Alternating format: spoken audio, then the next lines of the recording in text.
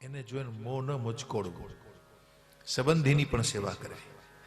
ત્રીજું, પતિના ધર્મને પોતે પોતાનો ધર્મ માનવો અને એના ધર્મનું પાલન કરવું. અને ચોથું, ઘરની બધી જ જવાબદારી લઈ લેવી. ઘરની જવાબદારીમાં શું હતો કે ઘરને સ્વચ્છ રાખવું, ઘરને શણગાર કરવો, ઘરને પવિત્ર રાખવું, બાળકોને સંસ્કાર આપવા અને જે કંઈ ઘરમાં ધર્મનું ધર્મમય વાતાવરણ રહે એવી કોશિશ કરવી. રોજ શણગાર કરવો પોતાના પતિને પ્રસન્ન રાખવા માટે, શિંગાર રોજ કરવો, એક કહેમ કરવું, એની હાજરીમાં રહેવું, એની સેવામાં રહેવું, બાળકોની સેવા કરવી. અને પતિવ્રતા નારીને માટે તો શાસ્ત્રોમાં કેટલી, સ્ત્રીએ હંમેશા પોતાના પતિને ભગવાનનું સ્વરૂપ માનીને એની સેવા કરવી. આ સ્ત્રી ધર્મના લક્ષણો છે બધા. ગોસ્વામીજી તો માનસમાં બહુ સરસ વાત લખી છે. ધીરજ ધર્મ મિત્ર અરુનારી, ધીરજ ધર્મ મિત્ર અરુનારી, ધીરજ ધર્મ મિત્ર અરુનારી, ધીરજ ધર્મ મિત્ર અરુનારી. આપતકાલ પરીખ અહીં ચારી, આપતકાલ પરીખ અહીં ચારી, ધીરજ ધર્મ મિત્ર અરુનારી, ધીરજ ધર્મ મિત્ર અરુનારી. આપતકાલ પરીખ અહીં ચારી, આપતકાલ પરીખ. તમારામાં ધીરજ કેટલી છે આપત્તિના સમયમાં ખબર પડે. તમે કેવા ધર્મનિષ્ઠ છો એ તમારા જીવનમાં આપત્તિ આવે ને ત્યારે જ પરખાય. ધીરજ ધર્મ, તમારા મિત્ર કેવા છે એની પરખ આપત્તિના સમયમાં થાય છે. અને ગમે તેવા લોકો હોય ને ભાઈ, મોટા ભાગના લોકો તમારા જીવનમાં આપત્તિ આવે ને ત્યારે તમને છોડીને જતા રહે. સાચો મિત્ર હોય ને તમને છોડતો નથી. તો મિત્રની પરીક્ષા પણ આપત્તિમાં થાય અને સ્ત્રીની પરીક્ષા પણ આપત્તિમાં થાય. તમારી ધર્મપત્ની છે એ તમારી ગરીબાઈના દિવસોમાં, તમારી મુશ્કેલીના દિવસોમાં તમને જો સાથ ના આપે, સહયોગ ન આપે, એટલે આમાં લખ્યું છે કે પતિની ગમે એવી મુશ્કેલી હોય એમાં એને પૂરો સહયોગ આપવો, એને મધુર ભાષામાં એની સાથે વ્યવહાર કરવો, એની સેવા કરવી. આમાં તો ત્યાં સુધી લખ્યું એની બધી ઈચ્છાઓ પૂરી કરવી. પોતાના પતિની તમામ ઈચ્છાઓ જે સ્ત્રી પૂરી કરે છે એ સાક્ષાત તમારા ઘરની લક્ષ્મી છે. यहाँ लिखा है सर. नारी धर्मની આ બધી ચર્ચા કરી છે એમાં કે જેમ લક્ષ્મીજી શ્રી નારાયણને નિરંતર સેવામાં રત રહે છે લક્ષ્મીજી, એમ કોઈ પણ સ્ત્રી છે એ આમ તમામ સર્વ પ્રકારે પોતાના પતિને ભગવાનનું સ્વરૂપ માની જો એની સેવામાં રહે તો એના ઉપર હરિના 1000 હાથ રહે છે ભાઈ. એના ઉપર લક્ષ્મી નારાયણની બહુ કૃપા રહે છે. અને બીજું કે તમારા ઘરની સ્ત્રી છે ને એ જ તમારી લક્ષ્મી છે.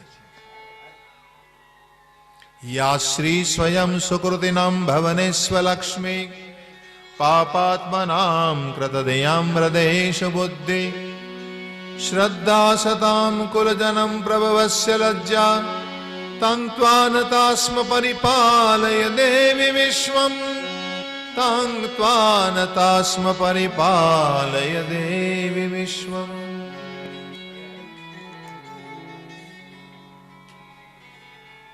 જેના ઘરમાં સુશીલ સ્ત્રી હોય ને એના ઉપર માતાજીની બહુ મોટી કૃપા રહે છે. એના ઘરમાં કોઈ દી અન્ન વસ્ત્રની ખામી નહીં રહે. એના ઘરમાં ઉજાસ દેખાશે, પ્રકાશ દેખાશે. જેના ઘરની નારી સુશીલ હોય, દેખો પતિવ્રત ધર્મની અથવા તો નારી ધર્મની વાત આવે છે તો શાસ્ત્રોમાં નારીના 4 પ્રકાર આપ્યા છે. એક નારાયણી, નારીનું એક સ્વરૂપ છે નારાયણી, કે જે ગમે તેવા યુદ્ધના સમયમાં, ગમે તેવી પરિસ્થિતિમાં પણ જે તમારી આગળ ચાલે અને તમારી રક્ષા કરે, એને નારાયણી સ્ત્રી કહેવાય. સર્વ મંગલ મંગલ્યે શિવે સર્વાર્થ સાધિકે શરણ્યે ત્રંબકે ગૌરી નારાયણી નમોસ્તુતે. અને આવી નારાયણી સ્ત્રીઓ આપણા ભારત વર્ષમાં બહુ ખૂબ છે. ઘર ઘરમાં આવી નારાયણી સ્ત્રીઓ હોય છે. પણ જે સર્વ પ્રકારે પોતાના કુટુંબને સહયોગ કરે, પોતાના પુત્રોને સહયોગ કરે, ખૂબ સહનશીલ હોય, પોતાના પતિની સેવામાં નિરત રહે, કોઈ અપેક્ષા રાખ્યા વિના, આમાં સ્પષ્ટ લખે છે, સ્પષ્ટ કે પતિ પાસેથી કોઈ આશા કે અપેક્ષા રાખ્યા વિના એની બધી ઈચ્છા પૂર્ણ કરે, આ નારાયણી સ્ત્રી છે. બીજું એક સ્ત્રીનું સ્વરૂપ છે અબલા. મોટે ભાગે આપણે શું માનીએ કે ભાઈ સ્ત્રી તો અબળા કહેવાય, આવું માનીએ ને આપણે. સ્ત્રી એટલે અબળા. અબળા એટલે મોટે ભાગે લોકો કેવો અર્થ કરતા હોય છે, ગલત અર્થ કરે છે. બળ વગરની હોય ને એને અબળા ગણતા હોય છે. અબળા એટલે જેનામાં કોઈ બળ નથી.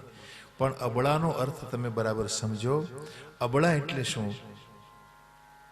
જેને કોઈ પણ કાર્ય સિદ્ધ કરવા માટે કોઈ જાતના બળની જરૂર જ ન પડે એને અબળા કહેવાય. મારે તમારે કોઈ કામ સિદ્ધ કરવું હોય તો બળ જોઈએ, સંપત્તિ જોઈએ, સહયોગ જોઈએ, સહકાર જોઈએ. પણ નારીને ભગવાને એવી બનાવી છે, નારી છે ને એ ભગવાનની વિલક્ષણ નિર્મિતિ છે. વિલક્ષણ નિર્મિતિ છે. નારીનું સર્જન કર્યા પછી ભગવાને પોતાના હથિયાર હેઠા મૂકી દીધા છે. સ્ત્રીને બનાવીને ભગવાને, ત્યાર પછી ભગવાને સંતોષ થયો કે નહીં બરાબર, અબ જો મેં બનાના ચાહતા થા વો હો ગયા. તો ભગવાને સ્ત્રીને એવી બનાવી છે કે કોઈ પણ જાતના બળની એને જીવનમાં જરૂર જ ન પડે. એની હાજરી માત્રથી બધા કામ થઈ જાય. ભગવાને આવું માધુર્ય, આવું શૃંગાર, આવો સ્વભાવ એનો, એવું દૈન્ય ભગવાને એને આપ્યું છે કે એ બળ વગર બધા જ કાર્યો સિદ્ધ કરી શકે છે. પણ સચ્ચરિત્ર નારી હોય તો એ પોતાના કુટુંબને ઉજાળે છે. બંને કુળને, પિતૃકુળને અને પોતાના સસુર પક્ષને એ ઉજાળે છે. આ અબળા છે. પછી ત્રીજું સ્વરૂપ ગૃહિણી. ગૃહિણી એટલે તમારા ઘરને સાચવનારી. અને મોટે ભાગે આ સ્ત્રીનું સ્વરૂપ છે ને આપણા ઘરમાં બિરાજતું હોય. ગૃહિણી. ગૃહિણી એટલે ગેહિની કહો. તમારા ઘરને બરાબર સાચવે, મહેમાનોને સાચવે, બાળકોને સાચવે, પરિવારનું ઉપર ધ્યાન આપે, પોતાના તમામ સુખનો ત્યાગ કરી અને ગૃહિણી સ્ત્રી હોય એ બધાને સુખ આપે છે. કોઈ સુખની અપેક્ષા ન રાખે અને પોતાના સુખનો ત્યાગ કરી અને એ તમને જો બધા સુખ દેતી હોય ને તો સમજજો એ સાક્ષાત લક્ષ્મીનો અવતાર છે. તમારા ઘરમાં એ સાક્ષાત લક્ષ્મીજી બિરાજે છે. અને નારીનું જે ચોથું સ્વરૂપ છે એને ઉચ્છૃંખલ સ્વરૂપ કહેવાય, બગડેલું સ્વરૂપ કહેવાય. એની હું વિશેષ ચર્ચા નહીં કરું. બીજું કે આવી બગડેલી સ્ત્રી જે હોય એના વિશે એમ કહેવાયું છે કે નારીને કોઈ બગાડી જ ન શકે, પણ જો બગડી ગઈ તો એને કોઈ સુધારી ન શકે. જો બિગડ ગઈ એક બાર ઉસે કોઈ સુધાર નહીં પાતા. તો આવા બધા સ્ત્રીઓના સ્વરૂપ છે.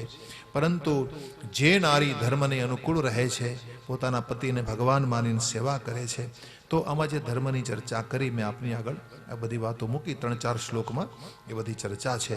તો આ રીતે સ્ત્રીના ધર્મો છે એ વર્ણવ્યા. અને અંતમાં કીધું કે કોઈ પણ ધર્મમાં તમે માનતા હો પણ બે વસ્તુ જીવનમાં ન હોવી જોઈએ, એક દુર્ભાવ અને એક દુર્વ્યસન. दुर्भाव, एक बीजा प्रत्ये खराब भाव नहीं करवानो, दुर्भाव नहीं होना चाहिए मन में, और दुर्व्यसन नहीं होना चाहिए. अगर हो तो छोड़ देना. खराब व्यसन હોય ને એ જ બીજાને માટે આપણે નડતરરૂપ બનતું હોય, આપણા પરિવારમાં, કુટુંબમાં કોઈ જાતનું ખરાબ વ્યસન એને ત્યાગી દેવું, એને છોડી દેવું. જો સુખી થવું હોય તો જીવનમાં, તો જ તમે સાચા ધર્મનિષ્ઠ છો. અને અંતમાં કહ્યું પછી 50 વર્ષના થાવ ને એટલે વાનપ્રસ્થ શરૂ થાય તમારું. વાનપ્રસ્થમાં શું હોય? અગ્નિ તત્વની ભાવના કરવાની હોય. યાને મારા હૃદયમાં રહેલી વાસના મારે બાળી નાખવી છે. એટલે આ ભાવનાથી જીવનમાં રહેવાનું. પતિ પત્ની બંને સાથે રહે પણ વાસના રહિત અવસ્થામાં રહે, ભજન કરે, બંને સાથે રહે. અને પછી અંતમાં સંન્યાસ. ક્યારે લેવાય સંન્યાસ ભાઈ? તેમાં લખે છે કે વૈરાગ્ય અને જ્ઞાનાભ્યાસનું સામર્થ્ય હોય તો સંન્યાસ લેવાય.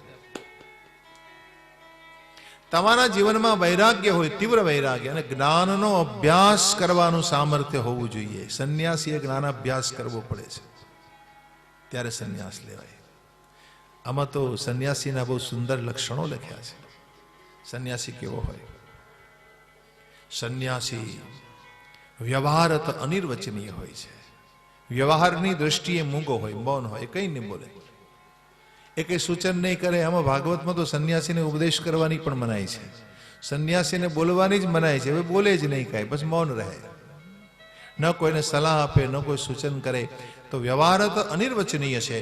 અને અવાંગ મનોસ અગોચર બ્રહ્મ છે પરમાર્થ में. परमार्थ में वो क्या है? यानी पारमार्थिक दृष्टिए નથી એને વાણી, નથી એને મન, નથી એને ઇન્દ્રિયો, એ બ્રહ્મ સ્વરૂપ છે.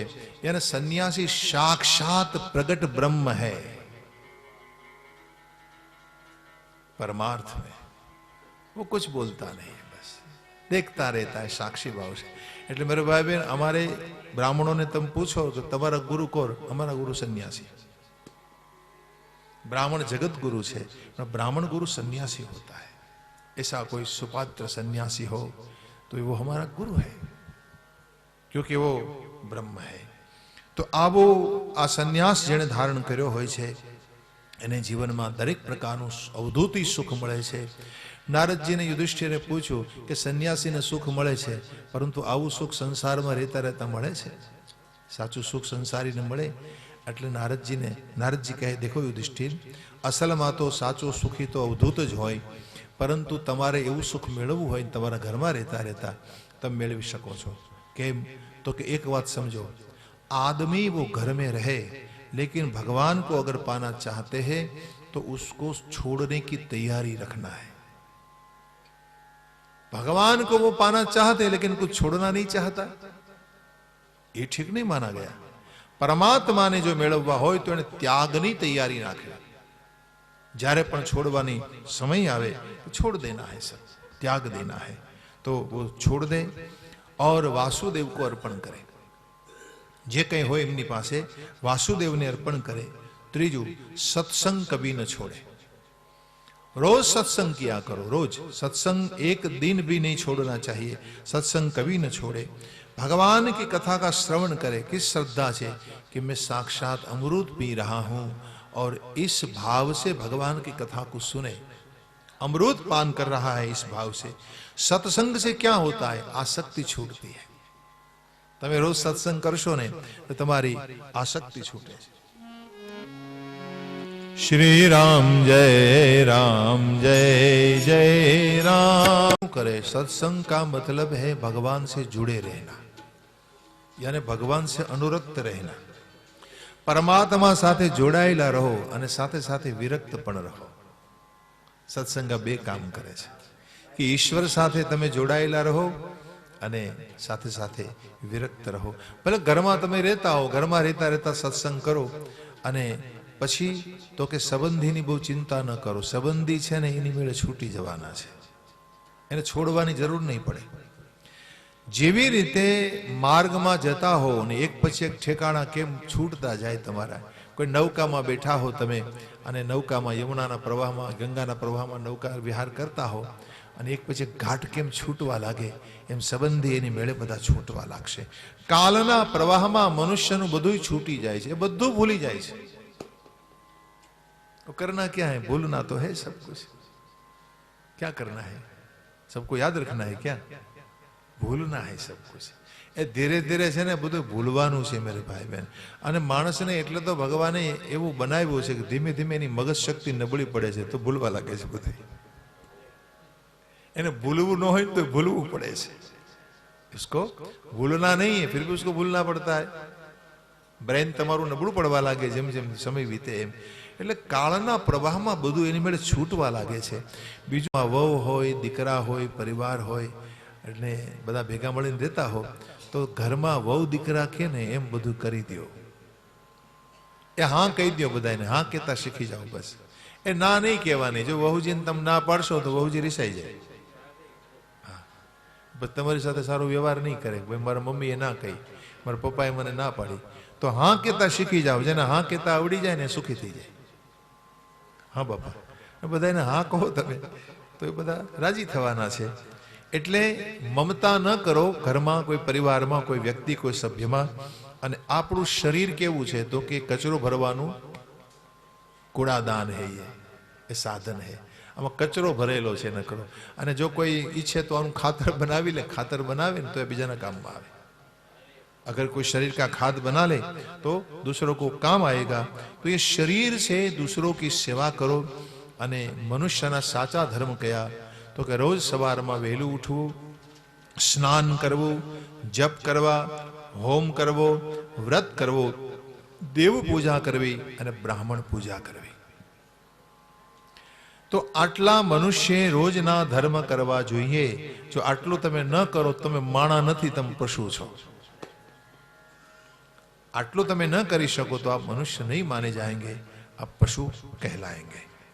तो इस प्रकार तत्व विचार करते रहे, धर्म का चिंतन करे. आ धर्म अधर्मનું ચક્ર હંમેશા ચાલ્યા જ કરવાનું છે. એટલે ધર્મનું ચિંતન કરો, વિશેષ રૂપમાં તત્વ વિચાર કરો. તત્વ વિચારથી તમારી વાસના મટે છે, ભગવાનનું ચિંતન થાય, ભગવાનનું સ્વરૂપ સમજાય છે.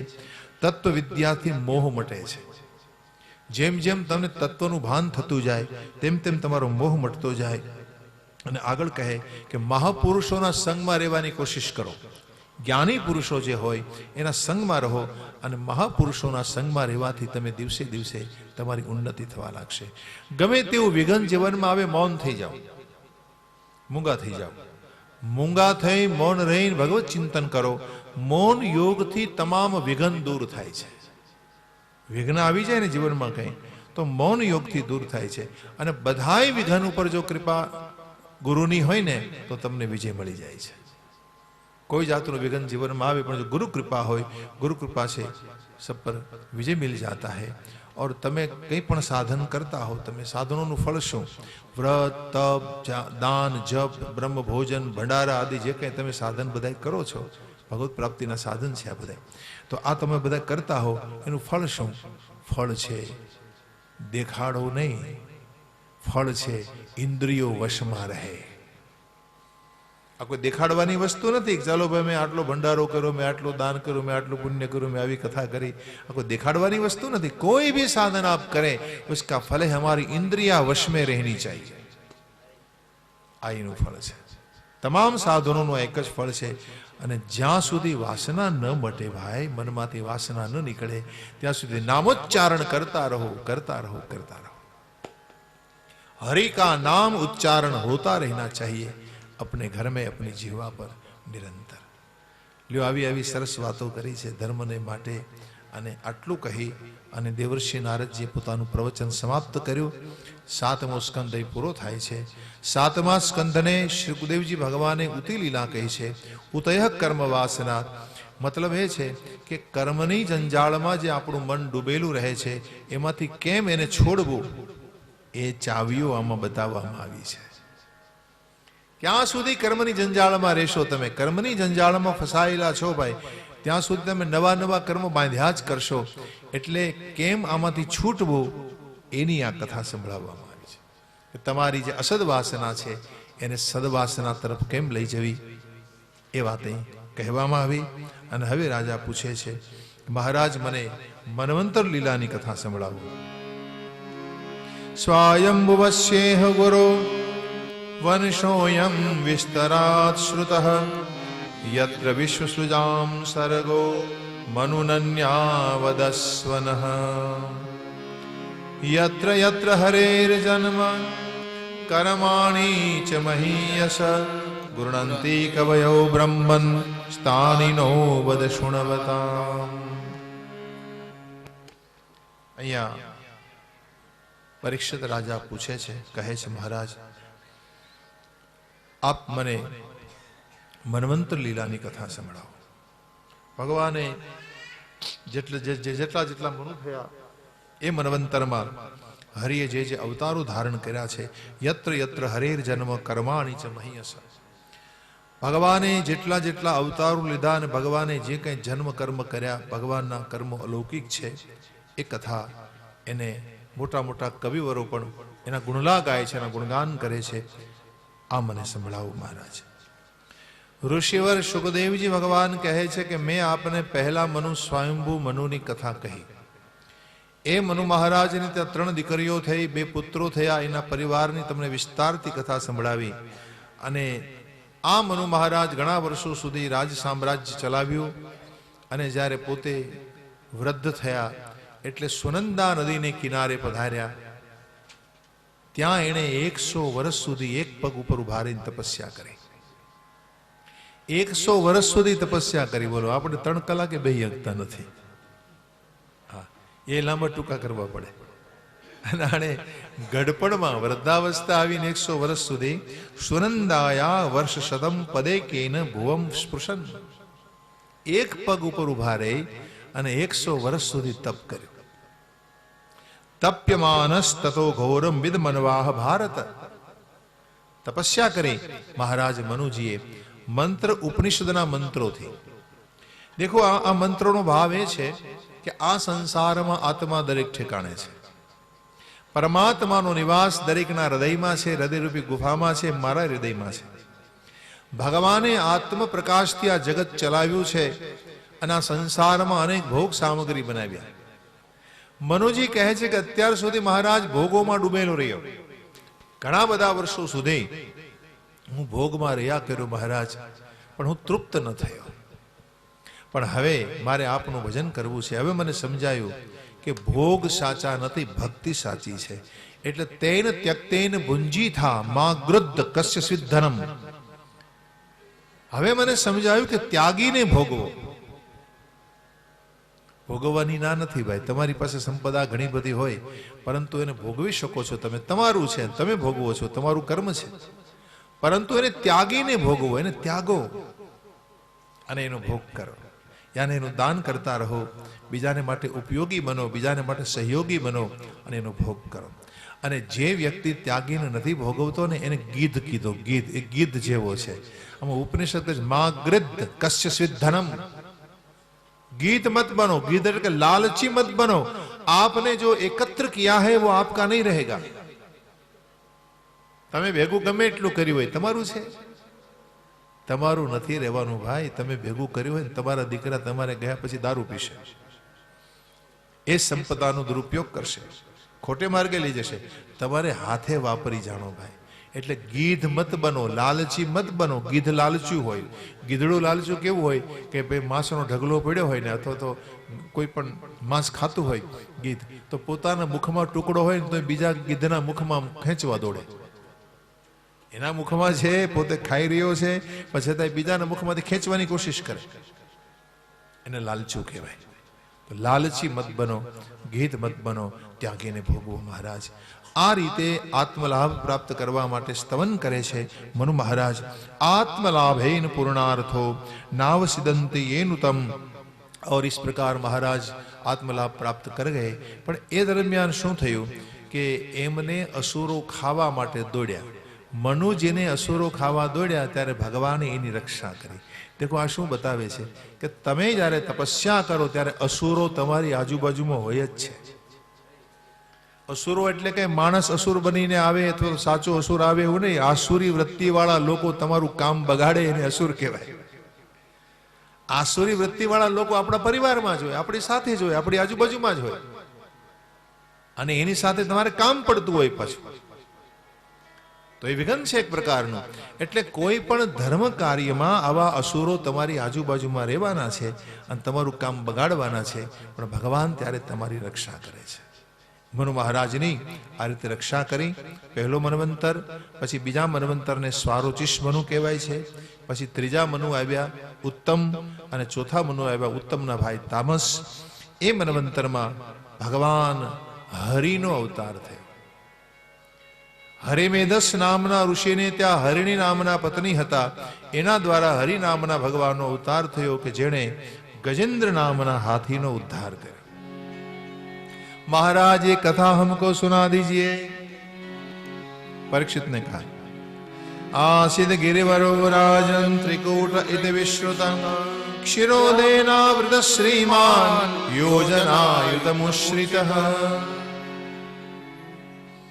एक क्षीरसागરમાં ત્રિકૂટ નામનો પહાડ, 10,000 જોજનનો વિસ્તાર, એના 3 શિખર હતા. એક સોનાનું, એક રજતનું, એક લોહનું. મતલબ કે આ ત્રણેય શિખરો ઉપર રજત, લોહ અને સુવર્ણ તત્વ વધારે પડતું હતું. આવું મહાન મોટો પહાડ છે. એનું નામ ત્રિકૂટ. અનેક પ્રકારના વૃક્ષોથી સુશોભિત, દેવતાઓનું હિલ સ્ટેશન, દેવતાઓની સ્ત્રીઓ વિહાર કરવા માટે આવે છે. આ ઠેકાણે વરુણ ભગવાને એક બગીચો બનાવ્યો, પોતાનો બાગ બનાવ્યો. વરુણ ભગવાને એ ત્યાં આવીને ભજન કરે, નિવાસ કરે. તસ્ય દોણ્યા ભગવતો વરુણસ્ય મહાત્મન ઉદ્યાનમ ઋતુનામ આક્રીડમ સૂર્યોષિતામ. ઋતુમાન નામનો ઉદ્યાન, એનું નામ રાખ્યું ઋતુમાન. તમે તમારા ઘર ઉપર કેમ નામ રાખો, કોઈ બગીચા ઉપર નામ રાખો, એમ ઋતુમાન એવું નામ એને રાખ્યું. અને એવું સુંદર સ્થળ છે, આ વિહાર સ્થળ છે. તમને ત્યાં જતા જ ગમે. અનેક પ્રકારના સાધકો આવીને ત્યાં સાધના કરે છે. ત્યાં એક ગજેન્દ્ર નામનો હાથી પોતાની હજારો હાથણીઓના ટોળા સાથે નિવાસ કરે છે. ગજેન્દ્રનો નિવાસ છે ત્યાં. હવે ઉનાળાના દિવસો આવ્યા, એ દરમિયાન હાથીના ગંડસ્થળમાં, ગંડસ્થળ ઉપર મસ્તકનો ભાગ હોય ને, ત્યાં મધ ઝરે છે. જો એને પાણી ન મળે તો હાથી ગાંડો થઈ જાય, પાગલ થઈ જાય. અને હાથી એ વખતે કામાતુર બની જાય, એને પાણી મળવું જોઈએ. એટલે તૃષાતુર હાથી પાણીની શોધ કરવા માટે આજુબાજુના પહાડમાં શોધી રહ્યો છે મીઠું જળ, પણ ક્યાંય મળ્યું નહીં. એટલે અચાનક એની દ્રષ્ટિ પડી વરુણ ભગવાનના બગીચામાં. દ્વાર ખુલ્લા હતા, ઘૂસી ગયો. હાથીએ પ્રવેશ કર્યો પોતાની હજારો હાથણીઓ સાથે, અને અંદર જતા એક મોટું વિશાળ પાણીનું સરોવર જોયું, મીઠા પાણીનું. હાથીએ પ્રવેશ કરતા ખુશી થઈ, પોતાની સૂંઢમાં જળ ભરી અને પોતાની પત્નીઓને અભિષેક કરે છે. એમની હાથણીઓ પર અભિષેક, જળ ક્રીડા શરૂ થઈ. દેખો, હાથીને છે ને જળ ક્રીડા કરવી પડે છે, જળ ક્રીડા એને ગમે છે. આમને આમ ક્રીડા કરતા કરતા 1000 વર્ષ વીત્યા. ભાગવત કથા સમાધિ ભાષામાં છે. મેરે ભાઈ બહેન, આ કથા સમાધિ ભાષામાં છે. એટલે સમાધિ ભાષાની દ્રષ્ટિએ વિચારો કે હાથી કોણ? તો કે હાથી એટલે આપણે, જીવ. આ જીવની કથા છે. કયું સરોવર? તો કે સંસાર સરોવર. આ સંસાર સરોવરમાં જીવ પોતાની ક્રીડામાં મસ્ત છે. હજારો જન્મ મેં તમે વિતાવ્યા, આમને આમ ક્રીડા કરતો રહ્યો. હવે હાથી એવો લાગ્યો છે ક્રીડામાં, સમયનું ભાન ન રહ્યું. એમાં આવ્યો એક મગર, એને પગ પકડ્યો. મગર પગ પકડીને એને દૂર ને દૂર લઈ જવા લાગ્યો. હાથણીઓ એને છોડાવવાનો પ્રયાસ કર્યો. દેખો, આ જીવની પણ આ દશા છે. ક્રીડા કરતા કરતા એને સમયનું ભાન નથી રહેતું, જીવન પૂરું થઈ જાય અને પગ પકડે. કોણ? કાળ. કાળ મગરનું રૂપ છે. કાળ આવીને આપણા પગ પકડે છે. હાથમાં લાકડીનો ટેકો લેવો પડે છે. માથાના વાળ હોય એમાં ટાલ પડી જાય છે, દાંત જતા રહે છે, આંખો જતી રહે છે. આ બધા કાળ આવશે એનો સંકેત છે. અંગમ ગલિતમ પલિતમ મુંડમ, અંગમ ગલિતમ પલિતમ મુંડમ, દશનમ વિહીનમ જાતમ તુંડમ, દશનમ વિહીનમ જાતમ તુંડમ, વૃદ્ધો યાતિ ગૃહીત્વા દંડમ, વૃદ્ધો યાતિ ગૃહીત્વા દંડમ, તદપિ ન મુંચતિ આશા પિંડમ, તદપિ ન મુંચતિ આશા પિંડમ, અંગમ ગલિતમ પલિતમ મુંડમ, અંગમ ગલિતમ પલિતમ મુંડમ. દાંત જતા રહે, ચોખટો લાગી જાય, હાથમાં લાકડી લેવી પડે, પગ હવે કામ કરતા બંધ થઈ જાય, બેસવા ઉઠવામાં તકલીફ થાય, ગોઠણમાં ઘસારો આવે. સમજવું કે હવે નજીકમાં છે. હવે આ કાળના ચિહ્નો છે. એટલે કે ગજેન્દ્રનો પગ પકડીને મગર અંદર ને અંદર લઈ જવા લાગ્યો. હાથણીઓએ છોડાવવાનો પ્રયાસ કર્યો. આ બધી હાથણીઓ હજારોની સંખ્યામાં હતી. એમ કહેવાય છે કે ગજેન્દ્રના એક પગને 10 હાથી પકડે. એક પગને મગરે પકડ્યો તો 3 ખાલી હતા. છોડાવવા માટે એના એક પગને 10 હાથી પકડે, 10 હાથીના 4 પગને 10 હાથી પકડે અને ખેંચે. એવી રીતે બીજો, એવી રીતે ત્રીજો. આટલો બધો પ્રયાસ કરવા છતાં મગરના મુખમાંથી હાથીને કોઈ છોડાવી શક્યું નહીં. મેરે ભાઈ બહેન, કાળના મુખમાંથી આ સંસારમાં આપણને કોઈ હગો વાલો છોડાવશે નહીં. કોઈ પણ હગો વાલો હોય. દેખો ભાઈ, સ્વજન એને કહેવાય કે જે આપણને ભગવાન તરફ લઈ જાય, આપણને કાળના મુખમાંથી છોડાવે.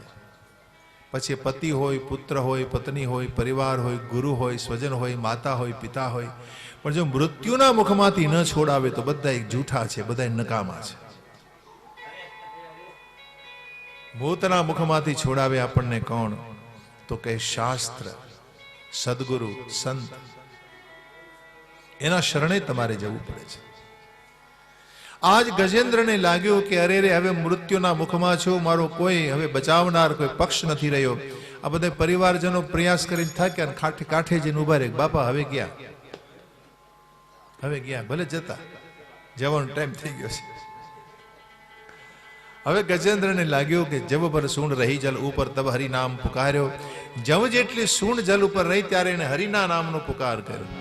હે ગોવિંદ હે ગોપાલ અબ તો જીવન હારે. હે ગોવિંદ હે ગોપાલ અબ તો જીવન હારે. હે ગોવિંદ રાખો શરણ અબ તો જીવન હારે. હે ગોવિંદ રાખો શરણ અબ તો જીવન હારે.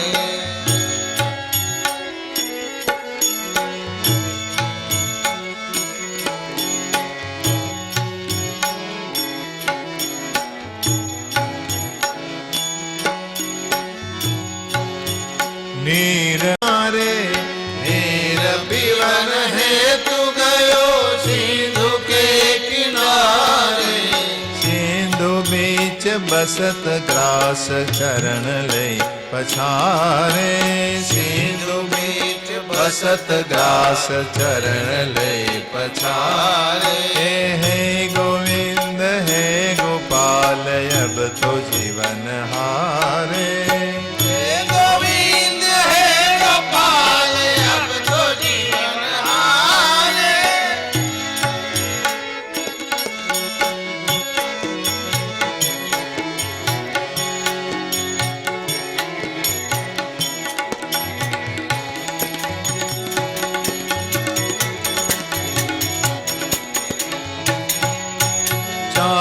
प्रहर युद्ध कियो लई गयो मझधारे. चार प्रहर युद्ध कियो लई गयो मझधारे. नाक कान डुबन लाग कृष्ण को पुकारे. नाक कान डुबन लाग कृष्ण को पुकारे. हे गोविंद हे गोपाल अब तो जीवन हारे. हे गोविंद हे गोपाल अब तो जीवन हारे.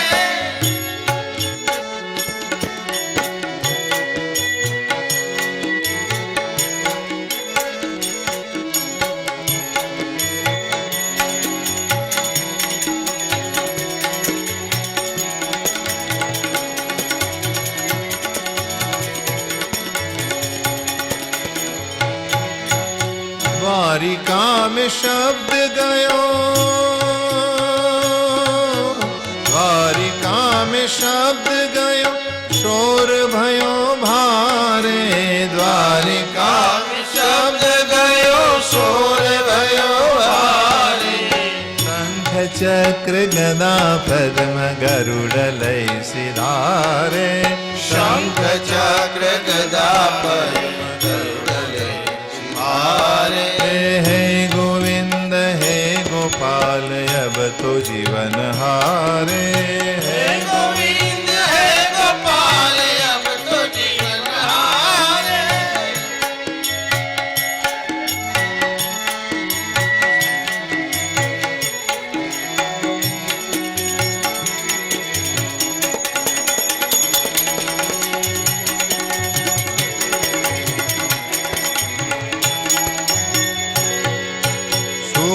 कहे श्याम सुनो शरण है तिहारे.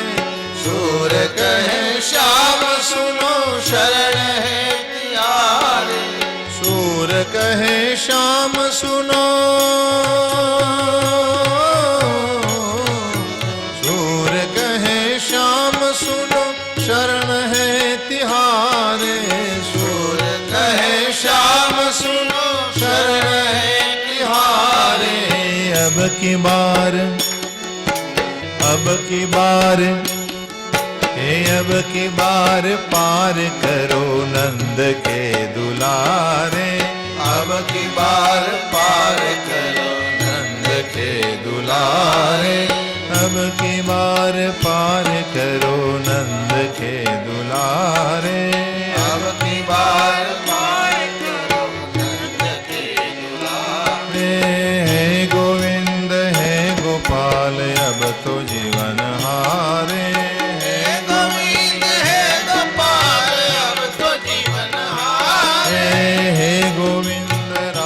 शरण अब तो जीवन हारे। हे गोविंद राखो शरण अब तो जीवन हारे। हे गोविंद परायणा। स्तुति कर दी गजेंद्र ने, भगवान को कहा कि हे प्रभु अब आपके सिवा कोई चारा नहीं है मेरे जीवन में। हे प्रभु आप प्रकट हो जाइए। और कहते हैं कि गजेंद्र की पुकार भगवान ने सुनी और गरुड़ को कहा चलो गरुड़ मनोवेग से दौड़ो। और गरुड़ जी मनोवेग से दौड़कर यहाँ गोविंद नाम जब पूरा हो गया उसी क्षण भगवान सामने आ गए। भगवान ने सामने आकर सुदर्शन चक्र को छोड़ दिया और सुदर्शन आए और मगर के मुंह को फाड़ दिया। हाथी का पैर मुक्त हुआ। लेकिन घटना ये घट गई कि पहले मुक्ति मिली मगर को। હવે આ નવાઈ ની સ્તુતિ કરી ગજેન્દ્રને, મુક્તિ મળે મગરને. પણ એનો જવાબ મહાપ્રભુજી વલ્લભ આપે છે કે તમે ભજન ન કરતા હો ને તો ચિંતા ન કરો, ભજન કરવા વાળાના પગ પકડી રાખો. जो भजन करने वाले लोग हैं उनके पैर को पकड़कर कसकर पकड़कर रखिए कि वो छूटे नहीं आपने हाथों से. तो कहने का भाव यह है कि आवा संतोना चरणों में जब पड़ी रहे छे कि भगवान की कृपा दृष्टि एना ऊपर वो जल्दी थी पड़ी जाए छे. भगवाने पहला मगरनो उद्धार कर्यो छे अने पछी भगवाने गजेन्द्रनो उद्धार कर्यो छे. गजेन्द्र ने भगवाने पोतानो पार्षद बनाव्यो छे अने एने साथे लीधो छे. देखो आमां गजेन्द्र अने मगरना स्वरूपो आप्या छे. ए बंने स्वरूप कोना छे? आमां लखे छे गजेन्द्रो भगवद स्पर्शात् विमुक्तो अज्ञान बंधनात्. कौन छे गजेन्द्र? तो के भगवान ना स्पर्श थी अज्ञान ना बंधन मांथी छूट्यो. तो अज्ञान बंध तो कोने छे? आपणने छे ने. हुन तमे बंधाया छे अज्ञान थी. तो अज्ञान ना बंधन थी हुन तमे बंधाया छे. भगवान नो स्पर्श थाय तो एमांथी आपणने मुक्ति मळे छे, छुटकारो मळे छे. विमुक्तो अज्ञान बंधनात्. अने मगर कौन छे? तो के आपन्न कोंजरी योनिम आत्मस्मृति विनाशिनीम. मगर ए छे કે તમે તમારા આત્માને ભૂલી ગયા છો. આત્મ સ્મૃતિ વિનાશિનીમ. તમારો આત્મા તમે ભૂલી જાઓ એટલે તમને બંધન આવે છે. હાથીને બંધન શું કામ આવ્યું? જીવને બંધન શું કામ આવે છે? કોણ બાંધે છે એને? તો કે આત્માને જે ભૂલી જવાની જે આખી રીત છે તમારી, આત્મવિસ્મરણ કરી ગયા, એ જ મગરનું સ્વરૂપ છે. અને વિસ્મરણ થયું આત્માનું એટલે સંસાર તમને બાંધી લે છે. એટલે આત્માનું નિત્ય નિરંતર સ્મરણ રહેવું જોઈએ. અને એ સ્મરણ કરવા માટે જ મહાપુરુષો નિરંતર ધ્યાન, ભજન, પૂજન, સેવામાં રત રહેતા હોય છે. તો સંતનો એક ધર્મ અહીં બતાવ્યો છે. ગજેન્દ્ર નામના આ હાથીએ આ રીતે ભગવત પ્રાપ્તિ કરી. ગમે તેવી આપત્તિ આવી જીવનમાં પણ એણે હરિસ્મરણ ન છોડ્યું, ભગવાનને પુકારવાનું ન છોડ્યું. આ એનો પ્રથમ ધર્મ છે.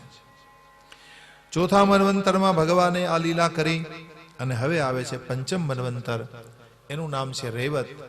રેવત મન્વંતરમાં શુભ્ર નામના ઋષિને ત્યાં વિકુંઠા નામની પત્ની દ્વારા વૈકુંઠ નારાયણ ભગવાનનો અવતાર થયો કે જેમણે વૈકુંઠની રચના કરી. આજે પણ આપણે ઈચ્છીએ કે આપણા પૂર્વજો વૈકુંઠમાં જાય. એ વૈકુંઠને રચનારા છે ભગવાન શ્રી વૈકુંઠ નારાયણ છે. એ પંચમ મન્વંતરમાં હવે છઠ્ઠો મન્વંતર આવ્યો. એમાં ભગવાન અજીત નામનો અવતાર ધરે છે. આ અજીત અવતાર કોને ત્યાં લીધો ભગવાને? તો કે વૈરાજ નામના ઋષિને ત્યાં સંભૂતિ નામની પત્ની દ્વારા ભગવાનનો અવતાર થયો. એનું નામ પડ્યું અજીત નારાયણ. અને આ અજીત નારાયણે સમુદ્ર મંથન કરાવ્યો. कान चमक्या परीक्षितना महाराज ये समुद्र मंथन की कथा हमको सुना दीजिए. यथामृते सुरे प्राप्तम किंचिद अन्यद भवत्ततः एतद भगवतः कर्म वदस्व परमाद्भुतम. महाराज आ कथा तो बड़ी अद्भुत है. ये कथा आप मुझे सुना दीजिए. देखो समुद्र मंथन ની જે કથા છે, સમુદ્ર મંથન દ્વારા અમૃત પ્રાપ્તિ થઈ છે. અમૃત જ્યારે પ્રાપ્ત થયું એ વખતે 4 ઠેકાણે અમૃતના બુંદ પડ્યા, જ્યાં આજે કુંભ થાય છે. તો કુંભ થવાની પાછળનું કારણ આ કથા છે. એ ઘટનાક્રમ है पूरा. 4 ઠેકાણે ક્યાં ક્યાં? એક તો અહીંયા हरिद्वार कुंभ થાય છે. अर्ध कुंभ पूर्ण कुंभ हरिद्वार में होता है. दूसरा उज्जैन में, तीसरा प्रयाग में और चौथा नासिक में. आ 4 ठेकाणे अमृत જ્યારે બહાર આવ્યું એ વખતે થોડા બુંદ આ 4 સ્થાનો ઉપર પડ્યા. એટલે કુંભના સમયમાં આજે પણ ભગવતી ગંગા કે યમુના અથવા ગોદાવરી આદિ જે નદીઓ છે એમાં અમૃત પ્રગટ થાય છે આજે પણ. એ પ્રગટ થયેલા અમૃતના સમયે જ્યારે સ્નાન, એનો મહિમા છે સ્નાનનો, સ્નાન માટે શાહી સવારી નીકળે અને એ સવારીમાં આગળ હું જાઉં પાછળ તમે રહો ને એવા ઝઘડાઓ પણ થાય. શાહી સવારી જ્યારે નીકળે ત્યારે મહામંડલેશ્વરો એ પોતાની પાલખીઓમાં બિરાજી અને શાહી સવારી આ સ્નાન માટે, અમૃત સ્નાન માટે. તો એની પાછળ આ જે ઘટના છે એનું અહીં વર્ણન કરવામાં આવ્યું છે. સુખદેવજી વર્ણન કરે છે કે એક વખત મહારાજ ઇન્દ્રની સભામાં દુર્વાસાજી પધાર્યા અને દુર્વાસાજીનું મહારાજ ઇન્દ્રે અપમાન કર્યું. દેખો કોઈ પણ મહાપુરુષ તમારે આંગણે પધારે ત્યારે તમે મોઢું ફેરવી જાઓ, એનું અપમાન કરો અને અથવા તો એની બુરાઈ કરો એટલે એનું પરિણામ સારું ન આવે. તમારા જીવનમાં દુઃખ ક્યારે આવે કે જ્યારે તમે કોઈ મહાત્માની બુરાઈ કરો. કોઈ ગુણવાન વ્યક્તિની કે જ્ઞાની વ્યક્તિની બુરાઈ, અકારણ બુરાઈ ઘણા લોકો કરતા હોય છે, અકારણ, કારણ વિના. અને એ બુરાઈ જ્યારે તમે કરો ત્યારે સમજવું કે તમારા જીવનમાં કોઈને કોઈ મુસીબત આવવાની છે. ત્યારે જ તમને બીજાની બુરાઈ કરવાનું મન થાય છે. तो इस प्रकार बुराई कर दी महाराज इंद्र ने. और हुआ क्या? लक्ष्मी चली गई. महाराज ने श्राप दे दिया कि महाराज इंद्र तुम्हारी लक्ष्मी मिट जाएगी, तुम लक्ष्मी भ्रष्ट हो जाओगे. श्राप देकर महाराज दुर्वासा चले गए. आ बाजू इंद्रादि तमाम देवताओं ब्रह्मा जी ने पूछे से ब्रह्मा जी अब क्या करेंगे? सब मिले और भगवान की स्तुति की. आम तो हम घना बधा मंत्रों छे, एक मंत्र तो गाना ही पड़ेगा. अविक्रियम सत्यमनंतमाद्यम गुहाशयम निष्कलमं प्रतर्कम मनोग्रयानं वचसा निरुक्तं नमामहे देववरं वरेण्यं नमामहे देववरं वरेण्यम. हे प्रभु आप ही सत्य है, आप ही अनंत है, आप ही आदि है. हे हरि आप ही सबके हृदय रूपी गुफा में निवास करने वाले परात्पर ब्रह्म है. इस प्रकार स्तुति की तमाम देवताओं भेगा मळे ત્યારે જે ભગવાન निर्गुण निराकार છે एक गुण लेकर आए, यानी गुण को धारण करके सबके सामने रूप धारण करके प्रकट हो जाते हैं. અને ભગવાન જ્યારે પ્રગટ થયા ત્યારે આમાં વર્ણન છે કે એક સાથે હજારો સૂરજ ઉગ્યા હોય એટલો પ્રકાશ ફેલાયો. એક સાથે 1000 સૂરજ નારાયણનો ઉદય થયો હોય આટલો પ્રકાશ ફેલાયો. દરેકની આંખો બંધ થઈ ગઈ. બે જ જોઈ શક્યા, ભગવાन शिव અને ब्रह्मा। और सबकी आंखें बंद हो गई। भगवान ने कहा कि चलो भाई, मैं आया हूं आपका संकट निवारण करने के लिए, आपको समुद्र मंथन करना पड़ेगा। समुद्र मंथन द्वारा तमने अमृत प्राप्ति थशे અને તમારી ગુમાવેલી લક્ષ્મીજી છે એ પણ તમને પાછી મળશે।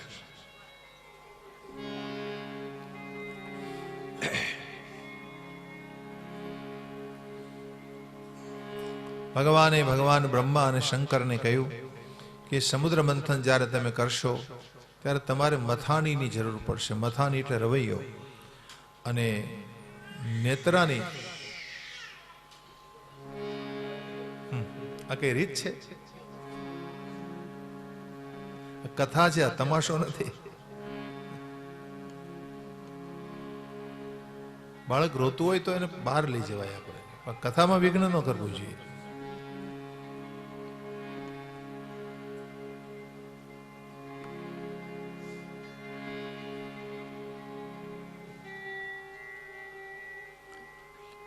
हंत ब्रह्मन्नहो शंभो हे देवा मम भाषितम् शृणुता वहिता सर्वे श्रेयो यह स्याद् यथा सुरा। હું અવાજ કરું ને તમે બોલો 5-10 મિનિટ બોલો, અને વચ્ચે વચ્ચે હું ડિસ્ટર્બ કરું, જો કેમ બોલી શકો છો? હા, અહીં બોલવાની શરૂઆત કરો ને પછી હું આમ આટા મારું ના ભાઈ, પ્રસાદ બનાવતી વખતે નથી આટા મારતા, ભાઈ ખડખડ કરતા, આગળ કંઈક કરતા હોય ને એ તમે બોલી જુઓ, તમને ખ્યાલ આવે કેટલી અઘરી વસ્તુ છે। હા, થોડો કઈ વિક્ષેપ થાય ને મારી ધારા તૂટી જતી હોય, એમાં નો માઇક હરખું હાલતું હોય, નો કઈ બીજું હરખું હાલતું હોય, વારંવાર લાઇટો જતી હોય, વારંવાર એક બાજુથી આવા બાળકોના અવાજ સંભળાતા હોય, એમાં વળી પાછું કોઈ ઊભો થાય ને કોઈ વ્યાસપીઠે આવે ને, બહુ મોટી મુસીબત છે આ। ધારાને જે ટકાવવી ને, કથાની ધારાને અઘરી વસ્તુ છે। આ એક છે મનોરંજન કરવું હોય ને તો હાલે, આમાં બધું હાલે, ન હાલે એવું નથી, પણ જોક્સ કથા હાલતી હોય ને તો, જેને ટાઈમ પાસ કરવો છે, અને અમારે શું છે એકત્રિત એકાગ્ર થવું પડે।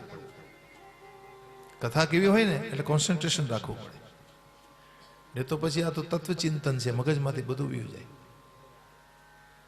ટૂચકા કથા હોય ને તો બધું હાલે, પણ આ તો આપણે કથા કરીએ છીએ, ભાગવતને ન્યાય આપીએ છીએ, વિષયને પકડીને બોલીએ છીએ, એટલે આ બધું જરૂરી છે। શિસ્તમાં રહેવું જરૂરી છે, બહુ અવાજ ન થાય જરૂરી છે, રસભંગ ન થાય જરૂરી છે। આ તમારી ફરજમાં આવે બધું ભાઈ, શ્રોતાઓની ફરજમાં આવે। તો ભગવાન સુખદેવજી વર્ણન કરે છે કે ભગવાન બ્રહ્મા અને શંભુને ભગવાન વિષ્ણુએ કહ્યું કે સમુદ્ર મંથન માટે મથાની બનાવી છે મંદર પહાડને, અને રવૈયો બનાવવાનો છે વાસુકી નાગને, માટે બંનેને નિમંત્રણ આપો મહારાજ। બીજું કે દાનવો સાથે તમારે સંધિ કરવી પડશે, દેવદાનો બંને ભેગા મળીને સમુદ્ર મંથન કરી શકશો, એટલે દાનવો સાથે બલિરાજાની સાથે સંધિ કરો, શત્રુ છે પણ સાથે રાખવા પડશે। આ પ્રકારે સંધિ થઈ છે। હવે સવાલ આવ્યો કે મંદર પહાડને કોણ ઉપાડી શકે? એટલે દેવદાનોએ પ્રયાસ કર્યો, કોઈ ઉઠાવી ન શક્યું, એટલે ફરી ભગવાનનું સ્મરણ થયું। ભગવાનને શરણે જવાથી ભગવાન પધારી ત્યાં ગરુડજી લઈને આવ્યા, અને પોતાના એક હાથ માત્રથી પહાડને ઉઠાવી, આખું સોનાનું પહાડ છે, અને એક હાથે ઉઠાવી અને એમને ગરુડ ઉપર મૂકી દીધો, અને પોતે પણ બેસી ગયા, અને દેવદાનવને પાછળ જવાનું કહ્યું। ભગવાન પહાડને લઈને પધાર્યા છે, ક્ષીરસાગરમાં મૂક્યો, એમાં અનેક ઔષધિઓ મૂકી છે।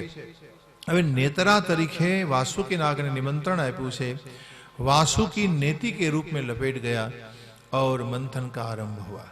હવે મંથન શરૂ થાય છે। જેવું મંથન શરૂ થયું એટલે પહાડ જતો રહ્યો સમુદ્રના તળિયે। હવે મંથન થાય, રવૈયો ડૂબી જાય ભાઈ, તો પછી માખણ કેમ બહાર આવે? રવૈયો ડૂબવો ન જોઈએ ને, બહાર રહેવું જોઈએ। એટલે આ રવૈયો એટલે કે પહાડને બહાર રાખવો પડે તમારે। એટલે શું કરવું?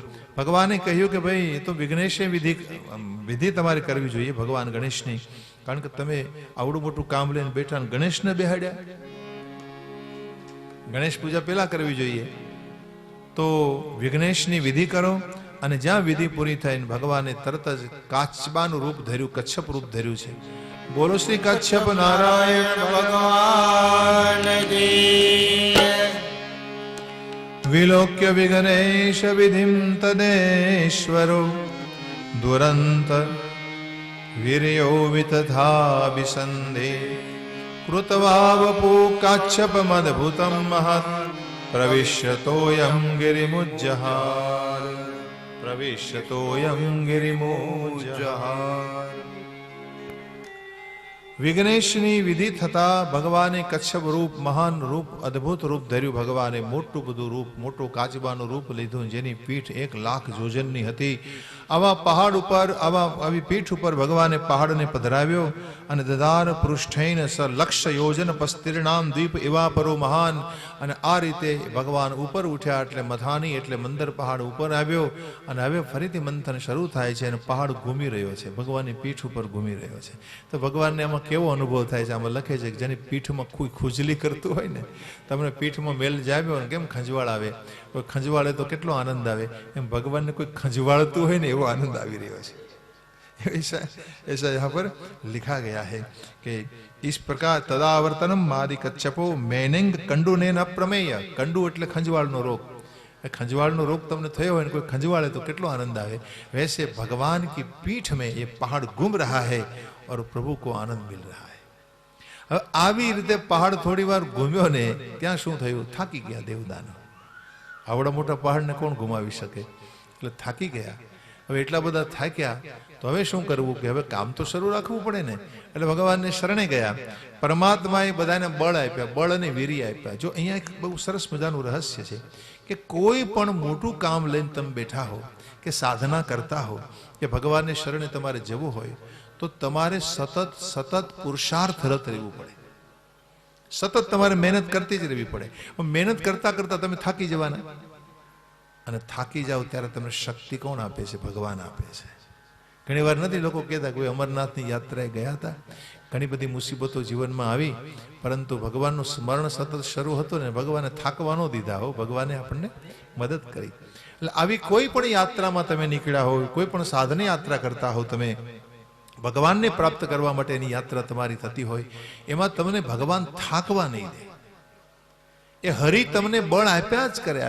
આ હરિનો સ્વભાવ છે ભાઈ, પરમાત્માનો આ નિજી સ્વભાવ છે કે ભગવાન તમને શ્રમ નહીં થવા દે. એટલે ભગવાને બળ અને વીર્ય આપ્યા. હવે ફરી મંથન પાછું શરૂ થાય અને પહાડને ઘુમાવી રહ્યા છે દેવ દાનવો. થયું શું કે વાસુકીના મુખમાંથી આગ અને ધુમાડો બહાર આવ્યો. આગ અને ધુમાડો બહાર આવ્યો એટલે મુખના ભાગે બધા દૈત્યો હતા, એ બધા કાળા પડી ગયા. કુશનો ભાગ તો દેવતાઓએ પકડ્યો હતો. હવે આ પ્રકારે બધા કાળા ભટ્ટ થઈ ગયા અને મંથન થોડી જ વારમાં વિષ બહાર આવ્યું. વિષ જેવું બહાર આવ્યું એટલે આખું ત્રૈલોક્ય બળી રહ્યું છે. આ વિષ શું હતું? તો કે જળનો કળમશ હતો. જળનો મળ કહેવાય જેને, જલ કલમશ એવું આમાં લખ્યું છે. તો જળનો મળ ઘનીભૂત બનીને ઘનાકારે, આ પ્રવાહી રૂપે નથી. જેવી રીતે પાણીમાંથી કેમ બરફ થાય, જેમ તમે ગોરહડું ગોળીમાં રેડ્યું હોય ને મંથન કરતા કરતા કેમ માખણ જુદું પડી જાય, માખણનો પીંડો કેમ જુદો પડી જાય, એમ આ વિષ જુદું પડી ગયું. જલનો કલમશ ઘનીભૂત છે, માખણ પ્રવાહી તો થોડું છે, ઘનીભૂત છે. એમ આ પ્રકારે એક ઘનીભૂત સ્વરૂપે એ પ્રગટ થયું વિષ, અને વિષ બધાને બાળી રહ્યું છે. હવે એ વખતે શરણે આવ્યા બધા મહાદેવજીને. મહાદેવજીને વિનંતી કરે છે, હે દેવના દેવ, હે મહાદેવ, અમે આપને શરણે છીએ. देव देव महादेव भूतात्मन भूत भावन त्राहिनः शरणापन्ना स्त्रैलोक्य दहनाद विशाल. हे महादेव, त्रैलोक्य जल रहा है, आप हमारी रक्षा कीजिए. आप एक हैं, आप ही जगत के रूप में हैं, आप ही ईश्वर हैं. प्रभु आपका अर्चन करने वाले को आप अभय देते हैं. हे हरि, हे हर स्वरूप, અમે આપને શરણે છે. પ્રપરનાર્થી હરમ ગુરુમ, એ શિવજીને ગુરુ કીધા છે. શિવજી છે ને આખા જગતના ગુરુ છે ભાઈ. આપણા બધાના ગુરુ કોણ? શિવજી છે. અને જેટલા જેટલા ગુરુના અવતાર થયા ને એ બધા શિવજીના છે. માનસના શરૂઆતમાં લખ્યું છે, વંદે બોધ ભયમ નિત્યમ ગુરુમ શંકર રૂપિણી. શરૂઆતમાં બાલકાંડમાં वंदे बोधमयम नित्यम गुरुम शंकर रूपिणी. है शंकर जी, आप ही जगत के गुरु है. मंथन करता हो ने તમે આ સંસારનું મંથન કરતા કરતા મનને મથાની બનાવી, પંચ પ્રાણને નેત્રો બનાવી, અને જ્યારે સંસારને મથતા હો ને ભાઈ, ત્યારે પેલું વેલું હંમેશા વિષ જ બારું આવે છે. આ સંસારમાં એવો કોઈ નહીં હોય કે જેને ઝેર ન પીધું હોય. એકે પરિવાર એકે યુવાન એવો નહીં હોય કે જેને યુવાનીમાં વિષપાન ન કર્યું હોય. વિષપાન એટલે શું? કોઈના કડવા વેણ સાંભળવા, કોઈની નિંદા સાંભળવી, કોઈ તમારી ઈર્ષા કરે, તમારા ટાટિયા ખેંચે કોઈ, આ બધા વિષના પ્રકાર છે.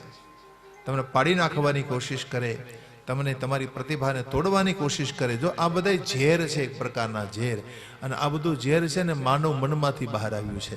તો કહેવાનો ભાવ એ છે કે મંથન કરતા કરતા હંમેશા સંસાર સાગરમાં તમારે મારે ઝેર પીવું પડશે. અને મેન તમે પીધું છે ને પાયું છે. કોને? મીરાને કોને વિષ પાયું? શંકર કો વિષ કિસને पिलाया?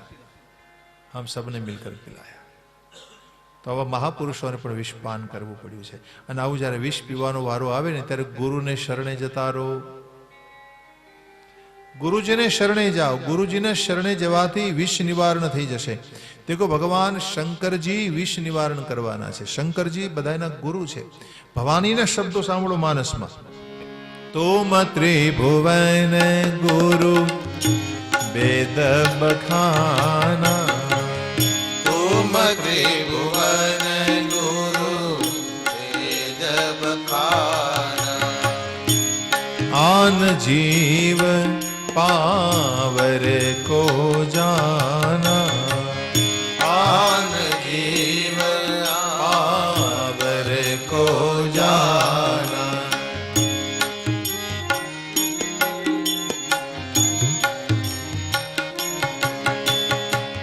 सदगुरु वेद बचन विश्वासा, सदगुरु वेद वचन विश्वासा. संजम यहन विषय के आशा, संजमयन विषय के आशा. सदगुरु वेद बचन विश्वासा, सदगुरु वेद विश्वासा. संयम यहन विषय के आशा, संजमयन विषय के आशा. सदगुरु वेद बचन विश्वासा, सदगुरु वेद बचन विश्वासा. तो सदगुरु के बचन में विश्वास रखो, उनके शरण में चले जाओ, कोई भी विष निवारण आप कर सकोगे. बस अब भगवान शंकर की शरण में आए. शंकर ने कहा कि भाई साहब मैं अकेला थोड़ा हूँ, मैं तो परिवार लेकर बैठा हूँ, मैं विवाहित हूँ, मैं गृहस्थ हूँ, तो भवानी को पूछना पड़ेगा. तो भवानी को पूछा कि मैं क्या करूँ, आपकी मंजूरी है? ये लोग मुझे मेरे लिए विष लेकर आए हैं. કોઈને ચા પાણી પીવા લઈ જવાય, કોઈને કંઈક મિષ્ટાન ખવડાવાય, કોઈને કેરીનો રસ પીવડાવાય, કે વિષ પીવડાવાય? કોઈ તમને એમ કહે હાલો બાપા હાલો અમારે ઘરે વિષ પાન કરવા હાલો, આ સારું લાગે? લે વિષ પીવું, એને કંઈક શરબત પાવ, કંઈક સોડા પાવ, એ ઠીક છે ચાલો, પણ વિષ પીવડાવાય? भगवान शंकर ये सहन कर ली, तो कोई बात नहीं, मेरे लिए विष लेकर आए हो, ये भी मैं पी लेता हूं अगर आपका भला हो तो, लेकिन मुझे भवानी को पूछना पड़ेगा. भवानी ने पूछ्યું. भवानीએ કીધું મહારાજ આપ તો બધાયથી મોટા છો, અને મોટા હોય ને એને હંમેશા વિષ પીવું પડે છે. એમને આ જગતમાં બળપણ મળતું નથી ભાઈ. મોટાઓએ હંમેશા વિષપાન કર્યું છે અને કરતા રહે છે, એને પીવાની તૈયારી રાખવી, ત્યારે જ એને મોટપણું મળે છે. મહારાજ ખુરશી મળે, મોટાઈ મળે, હકુમત મળે, ભારી સંપત્તિ મળે, સિંહાસન મળે, આ બધું તમને મળે. જો તમે ગરીબોની રક્ષા ન કરો ને તો આ બધું નકામું છે. અને પ્રભુતા મળવાનો એક જ અર્થ છે કે જેટલા દીન લોકો છે ને એને તમારે તમારા શરણમાં લેવા અને એની રક્ષા કરવી. आपकी शरण में सब आए हैं, हे शंकर जी आप विष का निवारण कीजिए. सुखदेव जी वर्णन करे छे कि मिल गई सम्मति भवानी की और भगवान ने अपने हाथ को फैलाया. तत् कर्तरी कृत्य व्यापी हालाहलम विषम अपने हाथ को फैलाया અને આમાં લખે છે કે વિષને ભગવાને પોતાના હાથમાં લઈને અભક્ષયન મહાદેવ અભક્ષયન ખાને લગે વિષ કો. આમાં એવું નથી લખ્યું કે વિષ પીવા લાગ્યા, એવું નથી લખ્યું. અભક્ષયન ખાને લગે, કારણ કે જલ કલમશ હતો ને, ઘનીભૂત હતું વિષ, એટલે એને ખાવા લાગ્યા છે. और इस प्रकार भगवान का कंठ नीला हो जाता है. भगवान नीलकंठ અહીં पास में बैठे नीलकंठ, नीलकंठ महादेव की पास में ही है. समय हो तो जी आवજો, पहाड़ी ऊपर છે. कहते वहां पर भगवान ने विष निवारण किया, विष निवारण किया, विष पान किया. इसमें लिखा है कि મહાપુરુષોની એક જ આરાધના છે કે બીજાના દુખે દુખી થઈ જાય. આમાં એક શ્લોક છે કે તપ્યંતે લોક તાપેન સાધવ પ્રાયશો જનઃ પરમ આરાધનમ તદ્ધિ પુરુષસ્ય અખિલાત્મનઃ. તો મહાપુરુષની આરાધના કઈ કે બીજાના દુખે દુખી થઈ જવું, આ જ એની આરાધના છે. તો ઇસ પ્રકાર ભગવાને વિષ નિવારણ કર્યું અને પછી થોડાક બુંદ હતા ને થોડાક કણો હતા જમીન ઉપર પડ્યા ને એને ઝેરી વીછીઓએ સરીસૃપોએ પેટે સરકીને ચાલતા હોય એણે બધાએ ગ્રહણ કર્યા. એ બધા વિશેલા બન્યા. વૃશ્ચિકા હે વિષૌષદ્યો દંત શુકાશ્ચ ये પરે, ડંખ મારનારા જેટલા છે ને એ બધાએ એને ગ્રહણ કર્યા. ऐसा यहाँ लिखा है. और सुखदेव जी ने कहा कि फरी मंथन हुआ शुरू और हविरधानी नामनी गाय बहार आई. એ ઋષિઓને આપી છે. ઉચ્ચશ્રવા નામનો ઘોડો બહાર આવ્યો, બલિરાજાને મળ્યો છે. પછી ઐરાવત નામનો હાથી બહાર આવ્યો, એ આપ્યો છે મહારાજ ઇન્દ્રને. પદ્મરાગ મણિઓ બહાર આવ્યા ભગવાનના હૃદયની શોભા.